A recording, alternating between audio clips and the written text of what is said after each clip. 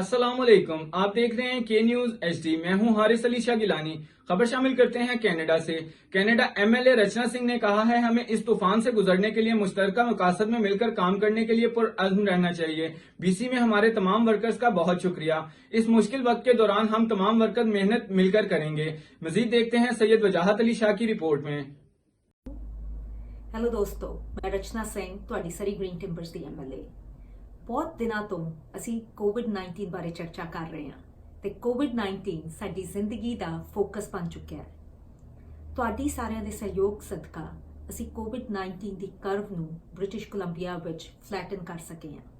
ਪਰ ਇਹਦਾ ਮਤਲਬ ਬਿਲਕੁਲ ਨਹੀਂ ਕਿ ਅਸੀਂ ਜਿਹੜੀਆਂ ਸਾਵਧਾਨੀਆਂ ਜਿਹੜੀਆਂ ਸਾਡੀ provincial health officer Bonnie Henry ਜਾਂ ਸਾਡੇ minister of health Edwin Dix ਦੇ ਰਹੇ ਹੈਗੇ ਹੈ, ਉਹਨਾਂ ਤੋਂ ਅਸੀਂ ਗੁਰੇਜ਼ ਕਰੀਏ। ਹੁਣ ਸਗੋਂ ਸਮਾਂ ਹੈਗਾ ਉਹਨਾਂ ਸਾਵਧਾਨੀਆਂ ਦਾ ਹੋਰ ਵੀ ਜ਼ਿਆਦਾ ਚੰਗੀ ਤਰੀਕੇ ਨਾਲ ਅਪਣਾਉਣ ਦਾ। ਅਸੀਂ ਸਾਰੇ ਚਾਹੁੰਦੇ ਹਾਂ ਕਿ ਜ਼ਿੰਦਗੀ ਨਾਰਮਲ ਹੋਵੇ, ਪਰ ਜ਼ਿੰਦਗੀ ਨੂੰ ਨਾਰਮਲ ਕਰਨ ਲਈ ਸਾਡੇ ਲਈ ਬਹੁਤ ਜ਼ਰੂਰੀ ਹੈ ਕਿ ਜਿਹੜੀ ਇਖਤਿਆਤ ਅਸੀਂ ਇੰਨੇ ਦਿਨਾਂ ਤੋਂ ਵਰਤ ਰਹੇ ਹਾਂ, we need to continue that.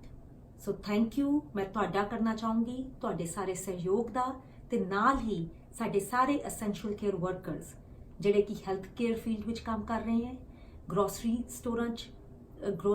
ਸਟੋਰਾਂ ਵਿੱਚ, ਟਰੱਕ ਡਰਾਈਵਰ, ਸਾਡੇ ਐਜੂਕੇਸ਼ਨਲ ਪ੍ਰੋਫੈਸ਼ਨਲਸ, ਤੁਹਾਡਾ ਸਾਰਿਆਂ ਦਾ ਧੰਨਵਾਦ ਜਿਹੜਾ ਕਿ ਤੁਸੀਂ ਸਾਡੇ ਇਸ ਮੁਸ਼ਕਿਲ ਦੀ ਘੜੀ ਵਿੱਚ ਸਾਥ ਦੇ ਰਹੇ ਹੋ।